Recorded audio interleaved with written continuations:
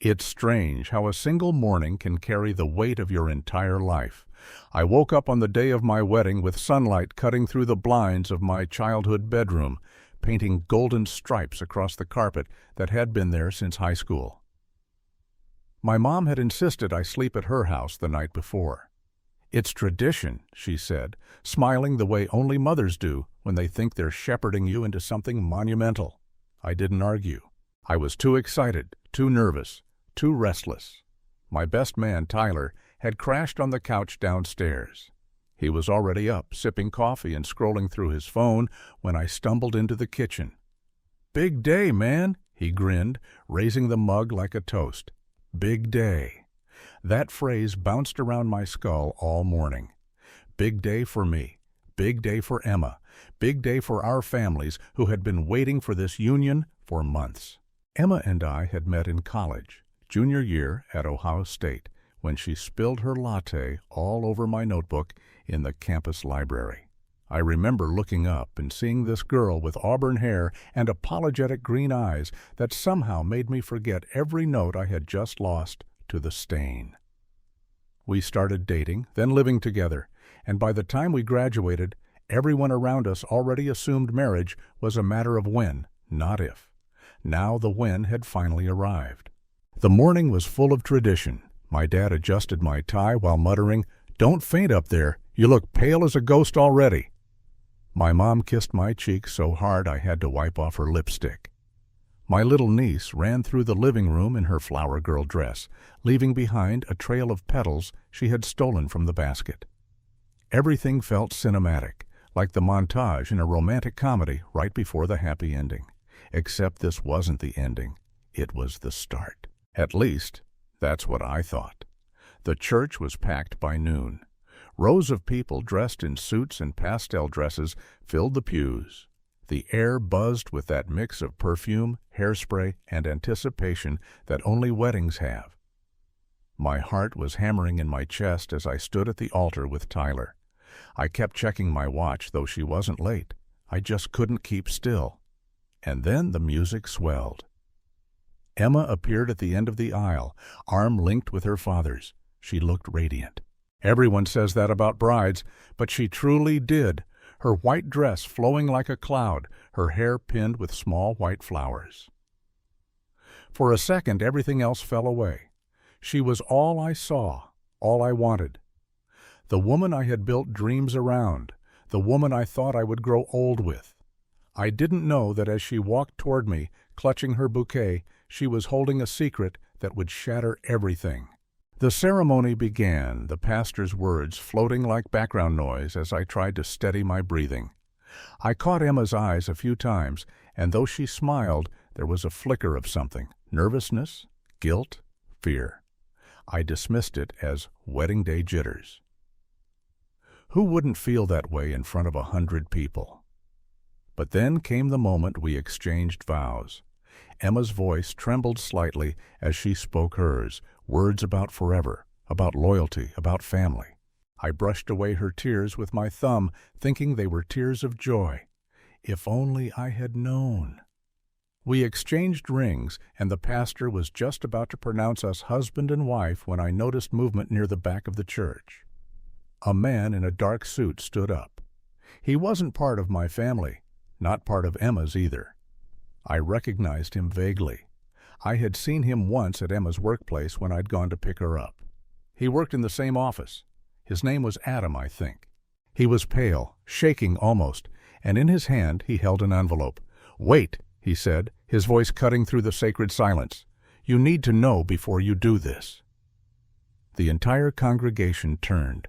Gasps rippled through the room. The pastor froze. Emma's hand went ice cold in mine. "What the hell are you doing?" I whispered, glaring at him. But Adam didn't look at me. His eyes were locked on Emma. "You didn't tell him, did you?"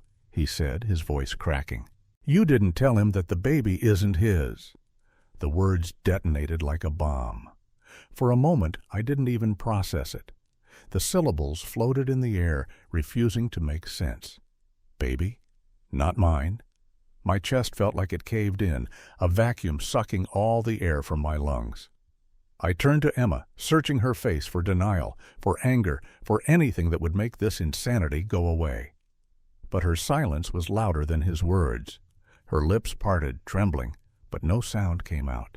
Her eyes welled with tears, not of joy this time, but of guilt. The congregation erupted, whispers, gasps, some outright shouts. My mother clutched my father's arm. Tyler muttered, "Holy shit," under his breath. I staggered back a step, my knees weak. "Is it true?" I asked her, my voice barely above a whisper. Emma sobbed, lowering her face. That was all the answer I needed. The pastor cleared his throat, trying to regain control, but it was too late. The wedding was in ruins. I don't remember much of what happened in the immediate aftermath. The world blurred, people shouting, Emma's father trying to usher Adam out, my best man pulling me toward the side. Cameras flashing from guests who thought they were capturing a fairy tale now caught the implosion instead. What I do remember, clear as day, is the way Emma finally spoke when we were alone in a side room, away from the chaos. "I was going to tell you," she said, her mascara streaking down her cheeks. I didn't know how. I love you. It was a mistake. A one-time mistake." Her words sliced me open. A mistake. That's what she called it. But mistakes don't grow into babies. Mistakes don't sit inside the woman I was about to marry, hidden like a ticking time bomb waiting to ruin the life we were supposed to build. I wanted to scream, to break something, to shake her until the truth spilled out in its ugliest form. Instead, I just stood there, staring at the woman I thought I knew, and realized I didn't know her at all. The day that was supposed to be the happiest of my life had turned into the cruelest joke the universe had ever played on me. And it was only the beginning. The morning after what was supposed to be my wedding day, the world looked the same, but nothing felt the same. The sun rose like it always did, traffic hummed outside, kids biked down the street, neighbors watered lawns. Yet inside me, everything was broken. I sat at Tyler's kitchen table, nursing a cup of coffee that had long gone cold. My tux jacket was draped over a chair, my shirt still wrinkled, my tie missing. I looked like a ghost haunting someone else's house. Tyler walked in, yawning. "You sleep at all?" I shook my head. "Didn't think so," he muttered, grabbing a bowl of cereal. He studied me for a second, like he wasn't sure if I was going to implode or explode. "What's the plan?" That was the question. The plan. I didn't have one, but I knew I couldn't just collapse and let Emma dictate the narrative. Already, I could imagine her spinning the story to friends, family, co-workers. It was a mistake. He overreacted. He'll come back once he cools down. No, not this time. "I'm getting answers," I said finally. Tyler raised an eyebrow. "Answers? DNA. Proof. Whatever it takes. I'm not letting her play me again." He nodded slowly, chewing. "You sure you want to go down that road? Sometimes the truth hurts worse than the lie." I laughed bitterly. The lie already ruined me. The truth can't be worse. But part of me wondered if that was true. Later that morning, I drove back to my apartment. Our apartment. The place Emma and I had shared for 2 years. The key felt heavy in my hand as I unlocked the door. Inside, it looked the same as always. Couch with the throw blanket Emma loved, candles on the shelf, her shoes by the door. Normal, domestic, and yet I couldn't breathe. The air reeked of betrayal, even if it only smelled like vanilla from the candles. Her suitcase was by the couch. She was there, sitting on the armrest, her face pale and streaked with dried tears. "Hi," she whispered. "Don't," I said, holding up a hand. "Don't start with pleasantries." She stood, wringing her hands. "I didn't know you'd come back here. I thought you—" "This is my place too," I snapped, "and I didn't come back for you. I came back for answers." Her lip trembled. "I told you everything yesterday." "No, you didn't," I cut in. "You told me half-truths between sobs." I want the whole thing. Start from the beginning. When did this happen? Her eyes darted away. Silence. My chest tightened. Tell me, Emma. Finally, she whispered, 3 months ago. I staggered. 3 months? That meant all those dinners, all those nights watching TV, all those weekends visiting her parents. She'd been carrying this secret the whole time, smiling, kissing me, planning a wedding, all while pregnant with another man's child. Why, I asked, my voice breaking. She sobbed. I don't know. I was stressed. The wedding, work. Adam was there. He listened. One drink led to another. Stop, I said sharply. Don't you dare reduce this to a drink. People don't just trip and fall into bed with coworkers. I regret it, she cried. Every second of it. I thought it would stay buried. I thought... She covered her face. I thought the baby could be yours. Those words were a dagger. She had gambled with my life, my future, on the off chance biology might play in her favor. I paced the room, fists clenched. We're doing a DNA test. Immediately, she flinched. But I already know. Then it won't matter, will it? I shot back. She didn't answer. That week was a blur of appointments and tension. Emma agreed, reluctantly, to the test. We went to a clinic, sterile white walls, nurses with clipped voices. I watched as they swabbed her, then me. Adam didn't even show up, though he was supposed to. Coward. Results will take a few days, the nurse said cheerfully, as if she hadn't just sealed my fate. Those days were torture. My family was in chaos. My mom called every hour, her voice swinging between anger and heartbreak. How could she do this to you? To us? To all of us on your wedding day? My dad, more stoic, just muttered things like, "You'll get through this. Don't let her break you." Emma's parents, meanwhile, called to beg me to reconsider. Her mother actually said, "Every couple goes through challenges. This baby could still be raised as yours. You love her, don't you?" That sentence made me want to throw the phone across the room. Challenges? Infidelity wasn't a challenge. It was a nuclear bomb. Even worse were the texts from mutual friends. Some supportive, others nosy, some even defending Emma. "Everyone makes mistakes," one read. Mistake. I was so sick of that word. Mistakes are forgetting an anniversary, not carrying another man's child into your wedding. Through it all, Emma tried to reach me. She sent long messages, voicemails of her crying, even a letter she slipped under my door. I didn't respond, not until the results came in. 3 days later, I stood in the clinic again. The nurse handed me an envelope. My hand shook as I opened it. 1 page, black and white, with words that felt like gunshots. Probability of paternity. 0, not mine. The room tilted. My vision tunneled.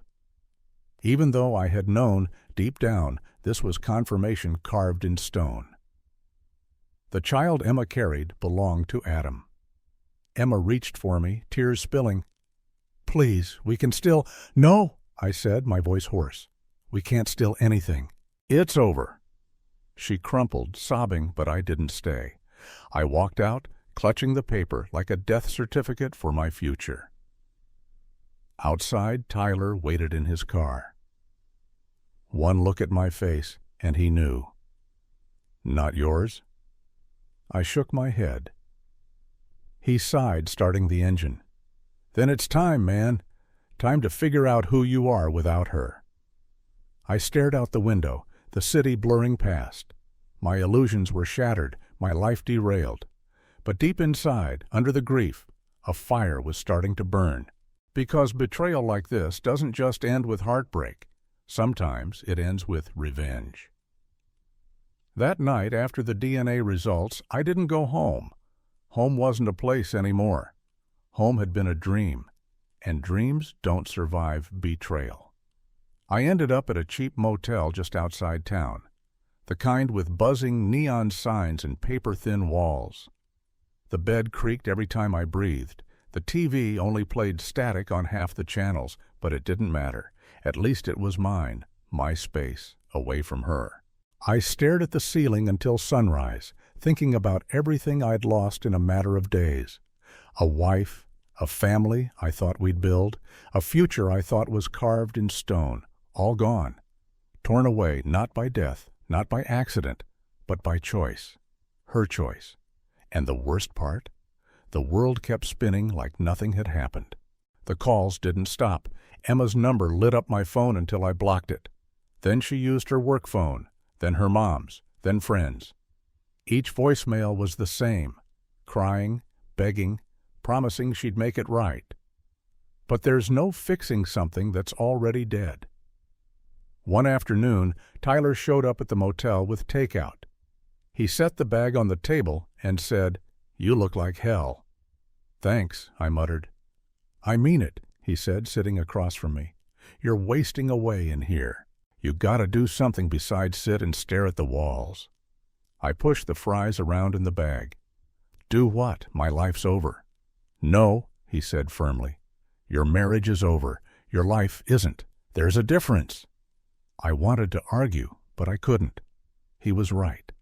The life I thought I had, husband, soon-to-be father, family man, that was gone. But maybe something new could rise from the wreckage.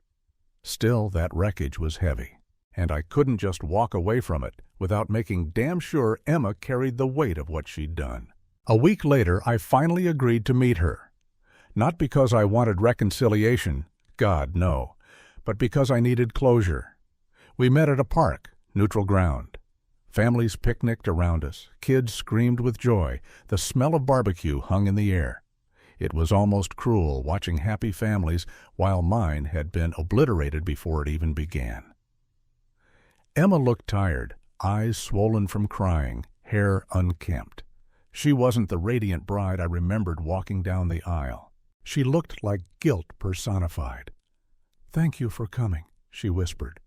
"Get to the point," I said flatly. She winced. I need you to understand, I never stopped loving you." That night with Adam, it was a mistake. I was drunk, confused. "Stop blaming the alcohol," I snapped. "You knew what you were doing." She flinched but kept going. "I wanted to tell you, but I was scared. I thought if I lost you, I'd lose everything. And when I found out I was pregnant, I convinced myself it could be yours. I wanted it to be yours." Her voice cracked, but I felt nothing. No sympathy, just cold rage. "You didn't want it to be mine," I said.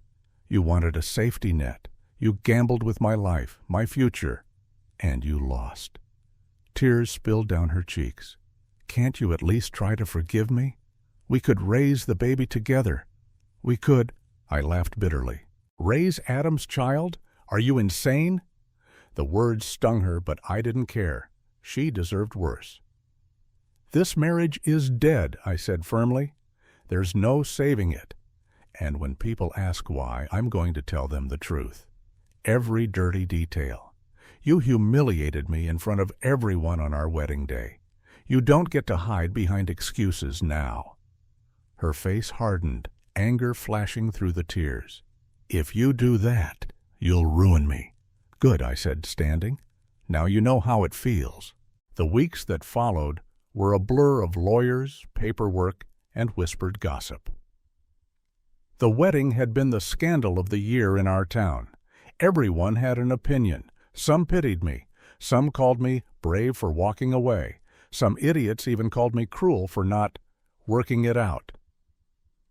I let them talk, let them gossip, let them pick sides, because the truth had already picked mine. Emma's parents tried to intervene again. They called me selfish, said I was throwing away their daughter's chance at redemption. Her father even cornered me outside the courthouse one day. "You're a man," he said gruffly.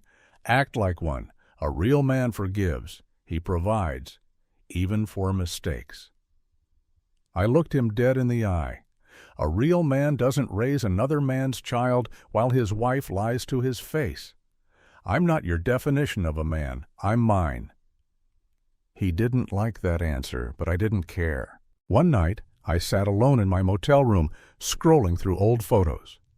Emma and me at college football games, Emma blowing out candles on her 25th birthday, Emma posing in front of our first apartment. Each picture was a knife twisting in my chest. But instead of deleting them, I kept them. Not because I wanted to remember her, but because I wanted to remember what betrayal looks like. It was in the smiles, the hugs, the moments I thought were pure. Behind every one of them was a lie, and I swore to myself I'd never ignore the signs again. The divorce papers were filed. Lawyers said it would be straightforward since the marriage was never legally consummated beyond the ceremony. But straightforward doesn't mean painless. Every signature felt like reopening a wound.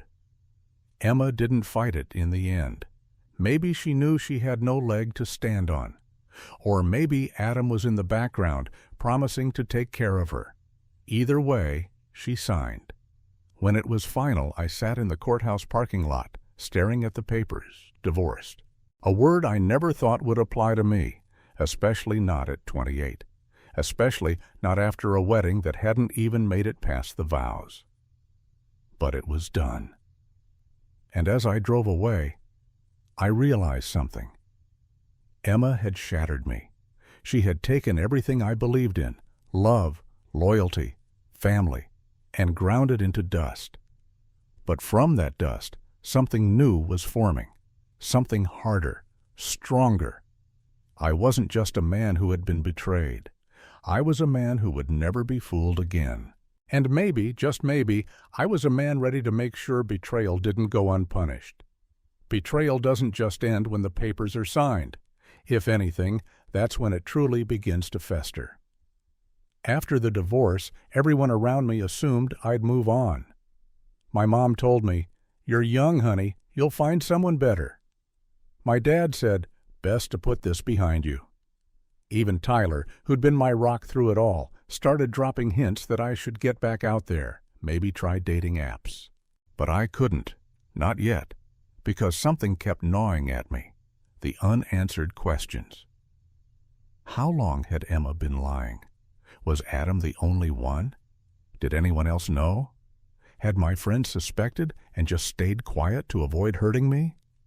And the biggest question of all, why? Why betray someone who loved her, who gave her everything, who planned a future around her? I couldn't rest until I dug deeper. It started small. I went through old texts, scrolling back months, even years. At first, everything looked normal. Sweet good mornings, plans for dinner, arguments about chores. But then, about 4 months before the wedding, the tone shifted. She became vague. Working late.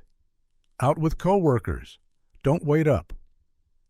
I remembered those nights. I'd been home alone, microwaving leftovers, watching Netflix, thinking she was hustling to impress her boss. Turns out she was impressing Adam in a whole different way. The more I looked, the more cracks appeared. Deleted threads, random charges on her credit card, hotel bars, ride shares to neighborhoods she never mentioned. I felt like a detective piecing together a crime scene where I was the victim and the punchline. I even found a photo buried deep in her cloud storage. Not scandalous, at least not on the surface. Just Emma at a work happy hour, grinning with a drink in her hand. But standing next to her was Adam, his hand a little too close to her waist, his smile a little too smug. And suddenly, the puzzle pieces clicked. That wasn't the first time. That wasn't the only time. That was the night it began. I confronted Adam next. It wasn't easy finding him. After the wedding disaster, he'd practically gone underground. Quit the gym where we both used to work out, stopped showing up at local bars, even changed apartments. But I tracked him down through a buddy of a buddy who still worked with him. When I finally cornered him outside his office building, he looked like he'd seen a ghost. "What do you want, man?" he stammered. I stepped closer, my voice low and steady. The truth. All of it. Every time. Every lie. He swallowed hard. "It was just once. Don't lie to me again," I snapped. He looked around nervously, then lowered his voice. "Okay, fine. It wasn't once. It was a few times. But she told me it didn't mean anything. She said she was still going to marry you. His words hit like acid. A few times. Not one drunken slip-up, not one bad decision. A pattern, a choice. I wanted to hit him right there on the sidewalk. But instead I leaned in close and whispered, "You think this ends here? You think you get to walk away with your job, your reputation, your life untouched while I'm left in ruins?" He paled. "Please, man, don't," but I already had. The thing about betrayal is that once the curtain is pulled back, you start seeing shadows everywhere. I started asking around quietly. Old co-workers of Emma's, friends she hadn't talked to in a while, even the bridesmaids from our wedding that never was. And little by little, a picture emerged. Emma had been restless for months before the wedding, complaining about settling down too young, flirting with coworkers, always needing attention. One bridesmaid admitted she'd warned Emma not to mess around. Another said she'd caught her texting late at night and hiding the screen. Every new detail was a knife twisting deeper. I hadn't just been betrayed. I'd been played. For months, maybe longer. And then came the kicker. One night, Tyler and I were drinking at his place, and he hesitated before saying, "There's something I didn't tell you." My stomach dropped. "What?"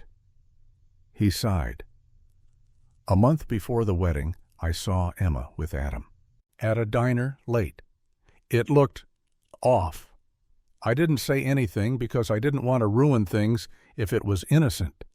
But now, I slammed my glass down so hard it cracked. "You should have told me." "I know," he said quietly. "I thought I was protecting you." Protecting me. Everyone thought silence was protection, but all it did was make me the last to know, the biggest fool in the room. That night I couldn't sleep.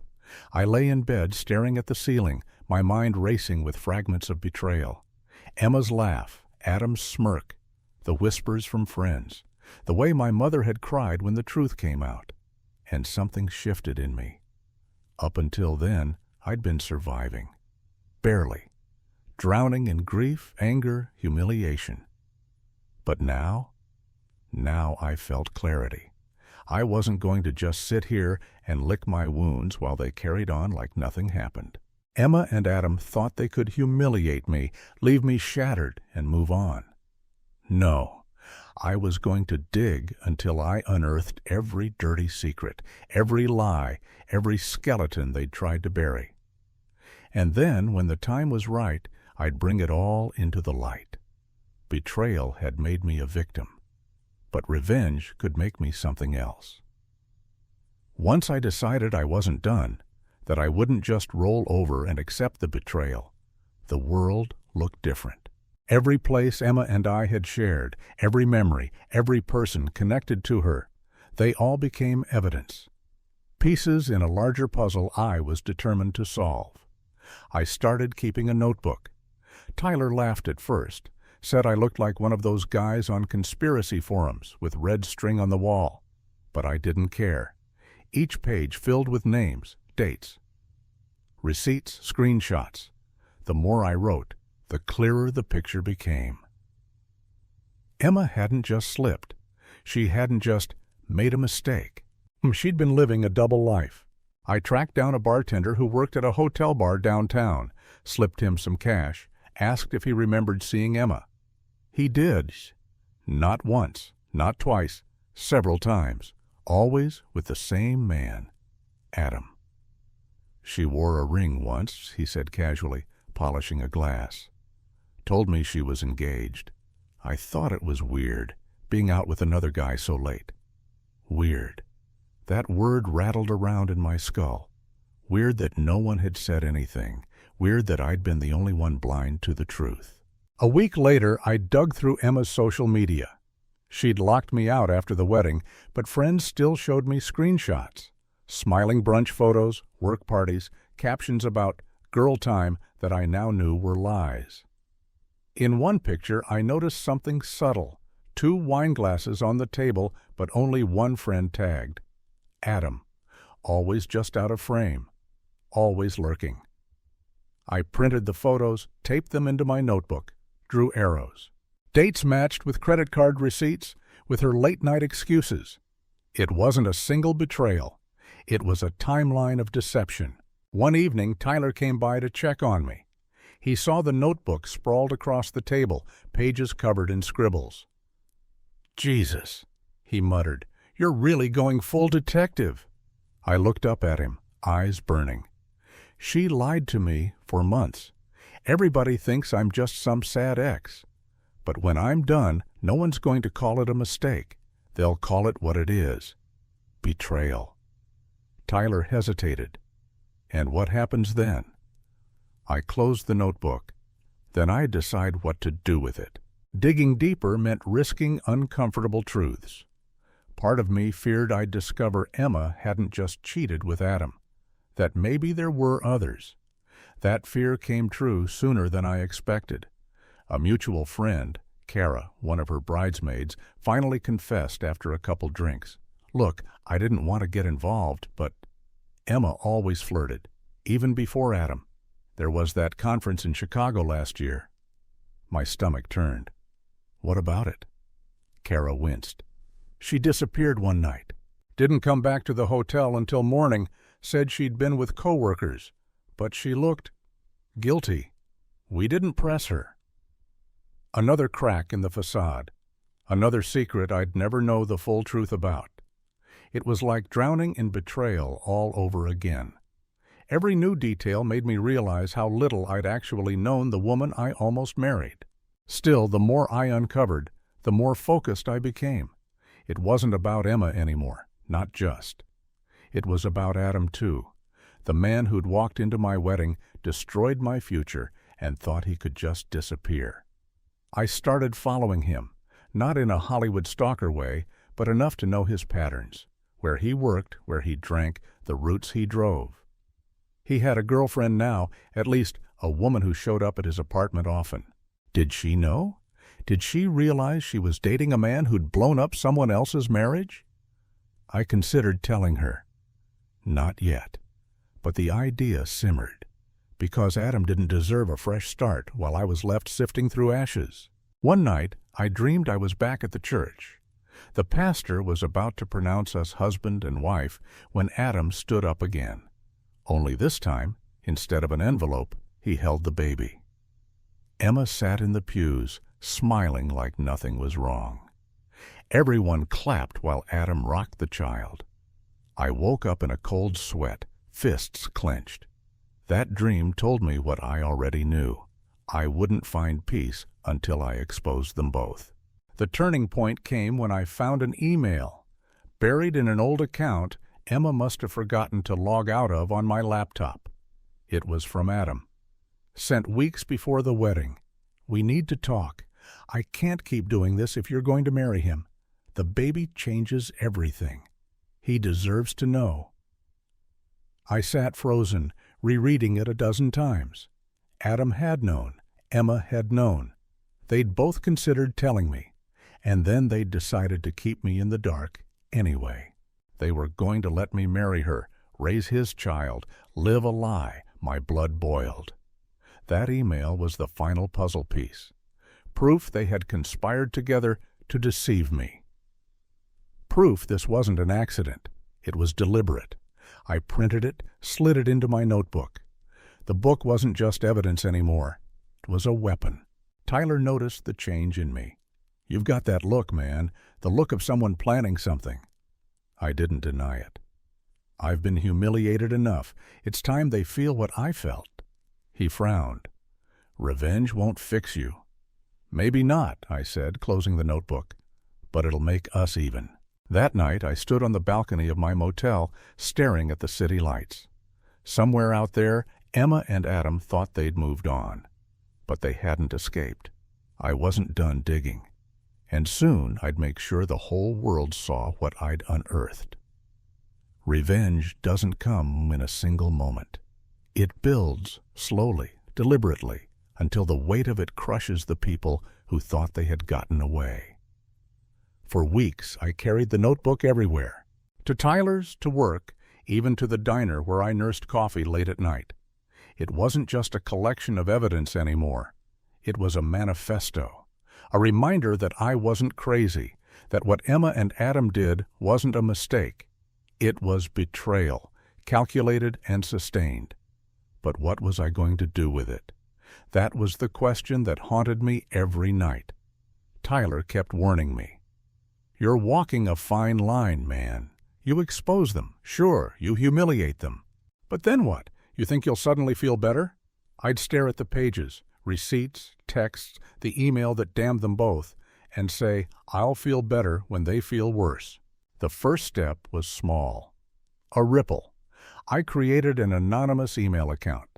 From there, I sent copies of Emma and Adam's messages to a few select people, her closest friends, her coworkers, even her boss. No explanation, no signature, just screenshots. The fallout was immediate. Emma called me within hours, screaming, "What the hell did you do?" I let her rage, then said calmly, "Truth has a way of spreading." She sobbed, "You're ruining my life." "Good," I said, and hung up. That night I slept better than I had in months. But it wasn't enough. Not yet. Adam was next. He thought he could slip back into normal life, pretend none of it happened. I made sure that wasn't possible. I mailed copies of the DNA test and his emails to his girlfriend, the woman I'd seen visiting his apartment. A week later, I drove by and saw his stuff scattered on the sidewalk, her screaming at him while neighbors watched. Karma had finally caught up. Still, the anger burned. Because while exposing them felt good, it didn't erase the humiliation I had endured. People still whispered when I walked into bars, still gave me pitying looks at the grocery store. I didn't want pity. I wanted respect. So I took it a step further. I wrote everything down, not just the evidence, but the story. The wedding day explosion, the DNA results, the betrayal uncovered piece by piece. I posted it online under a pseudonym.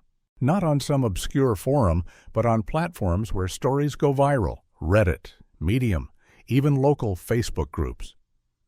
Within days, thousands of people were reading it, commenting, sharing. Most sided with me. Some cursed Emma and Adam by name. Others shared their own stories of betrayal, calling me brave for speaking out.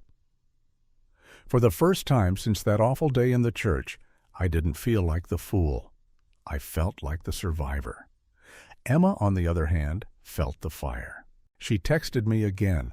"How could you? Everyone knows now. My family, my job, it's all ruined." I typed back, "You ruined it. I just told the truth." But revenge is addictive. Once you taste it, it's hard to stop. Tyler noticed the change. "You've had your revenge. Isn't that enough?" he asked one night over beers. Enough? I laughed bitterly. I stood at an altar while she carried another man's child. "Do you think one viral post makes us even?" He sighed. "So what's your end game? Total destruction?" "Maybe," I said, staring into my glass. The next move came almost by accident. One of Emma's co-workers, someone who had read my post, reached out anonymously. They claimed Adam had been sleeping with more than just Emma in the office. Multiple women, even one who was married. The co-worker offered me proof in exchange for anonymity. When I saw the screenshots, I felt a grim satisfaction. Adam wasn't just a cheater, he was a predator, a man who used his position to prey on others. I leaked it, sent the files to HR, to his boss, even slipped copies into mailboxes near his apartment. Within a week, Adam was suspended. A week after that, fired. One down. Emma wasn't doing much better. Her reputation in town was destroyed. Mutual friends stopped inviting her to events.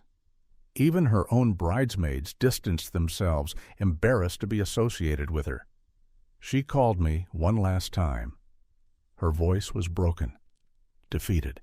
"You've taken everything from me." I paused, then said, "Now you know how it feels." And I hung up for good. For a while, I thought I'd won. I thought revenge was redemption. But late at night, when the adrenaline faded, I still felt the hollowness. The empty motel room. The silence where love used to be.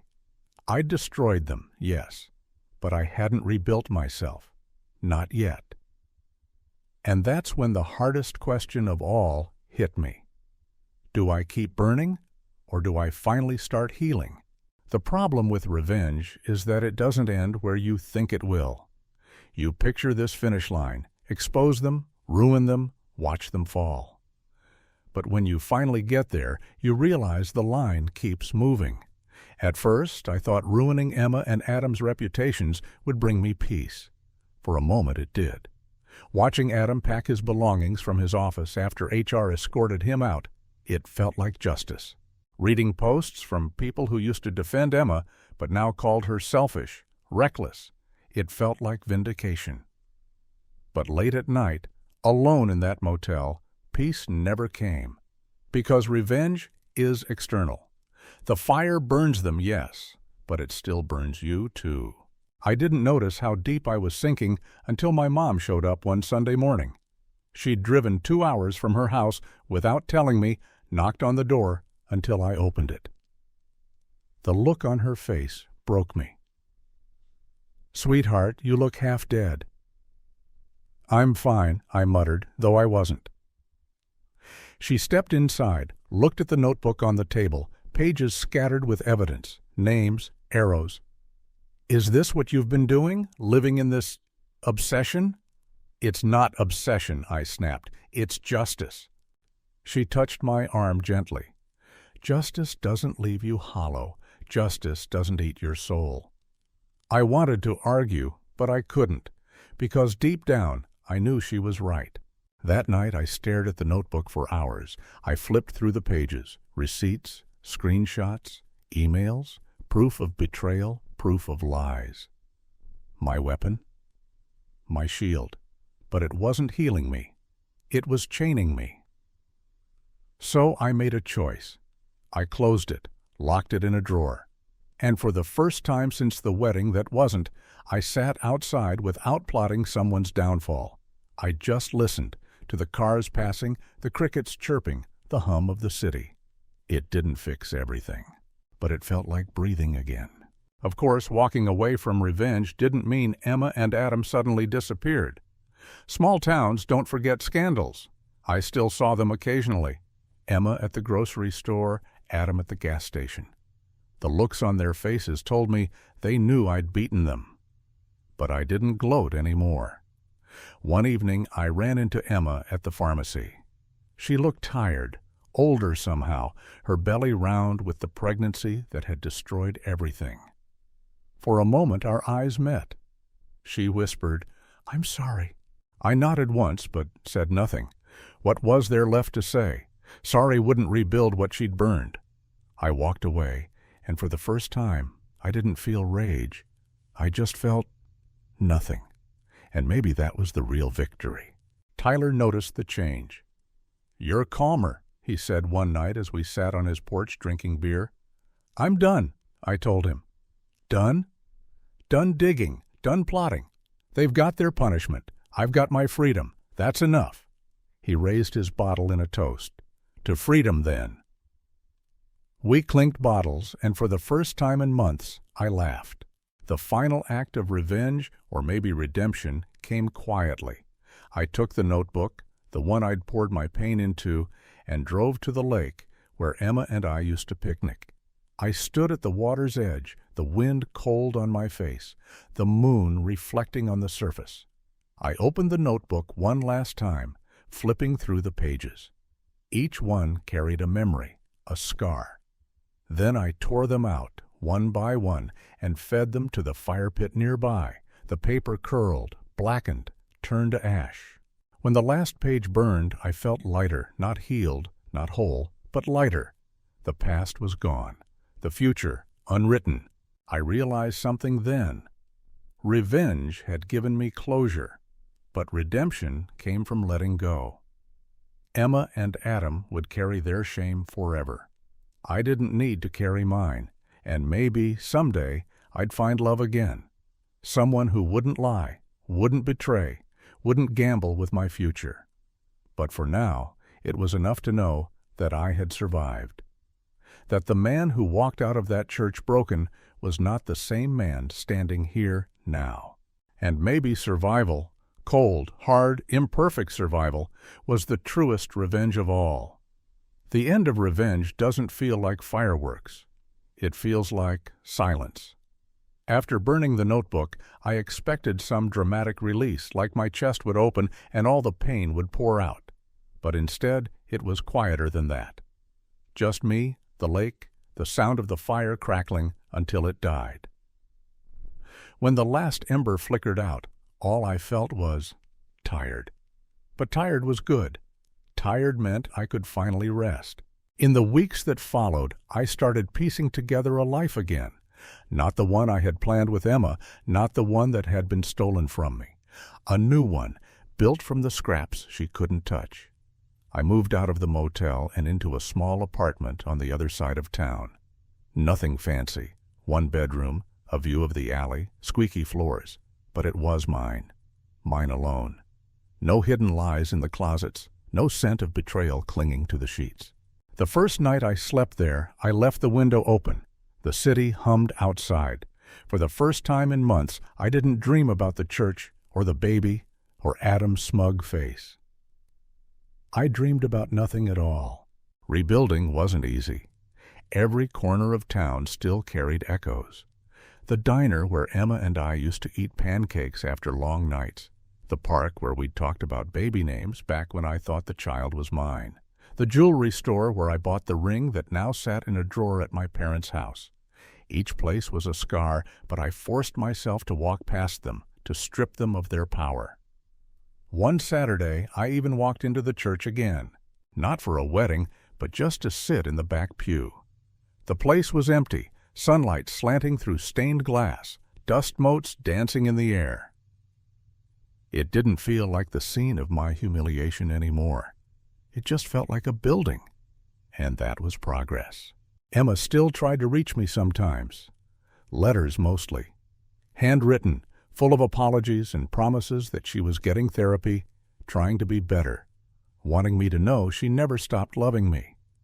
I read the first one, half of the second, then I stopped opening them, because her healing wasn't my responsibility anymore. One afternoon, Tyler dragged me to a baseball game. "You need normal," he said, shoving a beer into my hand as we found our seats. At first, I wasn't sure. Being in crowds still made me feel like people were staring, whispering, but as the innings rolled by, I found myself cheering, laughing, even heckling the umpire. For a few hours, betrayal wasn't in my vocabulary. On the way home, Tyler smirked.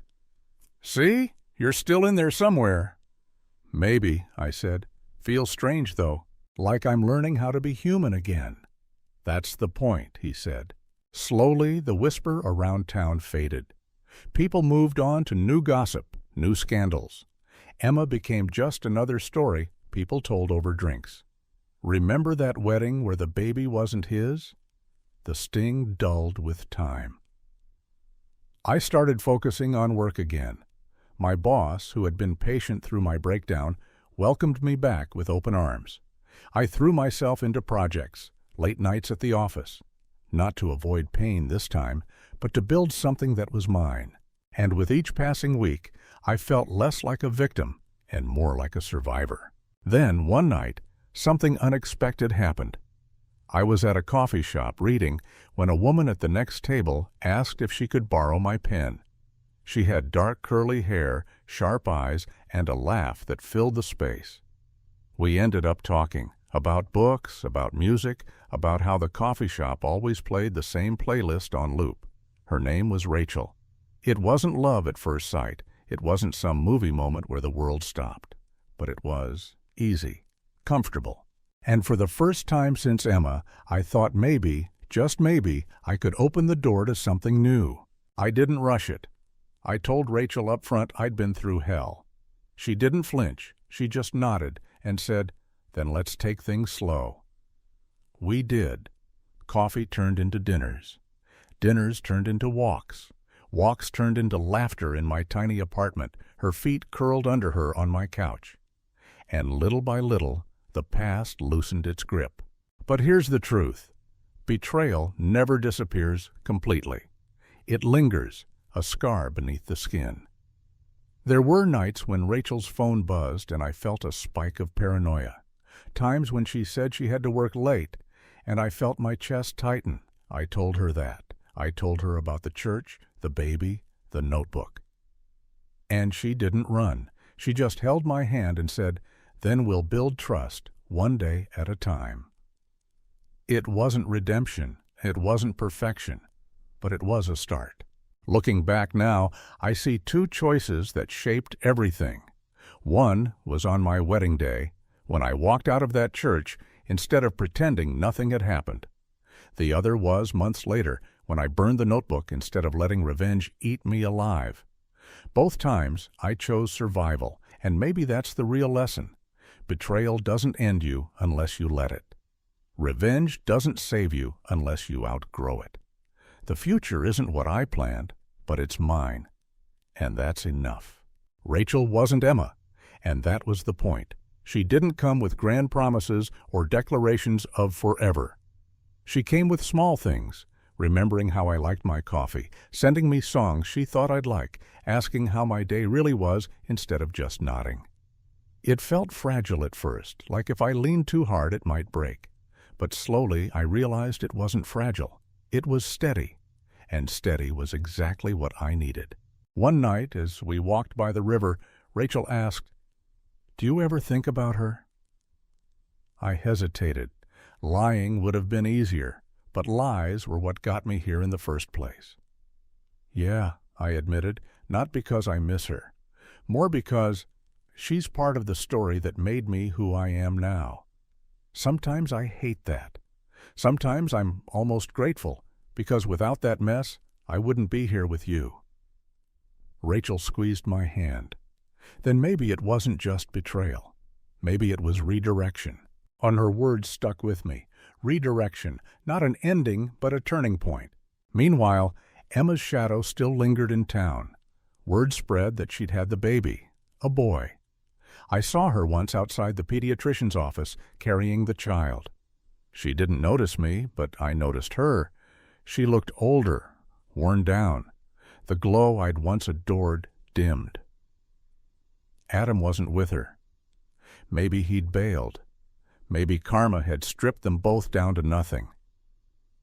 For a moment I felt pity.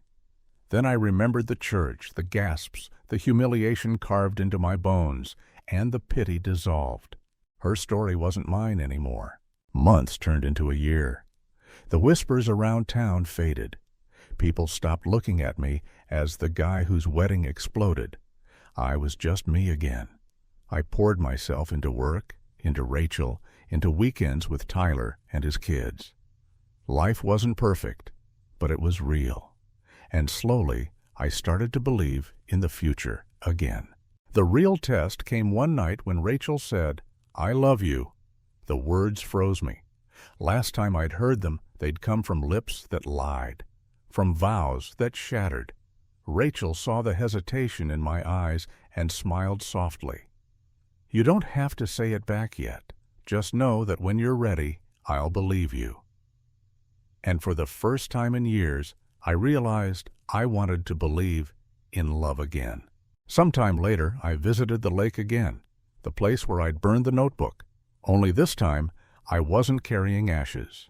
I was carrying hope. I skipped a stone across the water, watching the ripples fade. That's what betrayal had been. A stone thrown into my life, sending waves crashing. But eventually, even the biggest ripples fade, leaving the surface calm again. And maybe, if you're lucky, you get to stand on the shore with someone new, someone steady, someone who doesn't throw stones at all.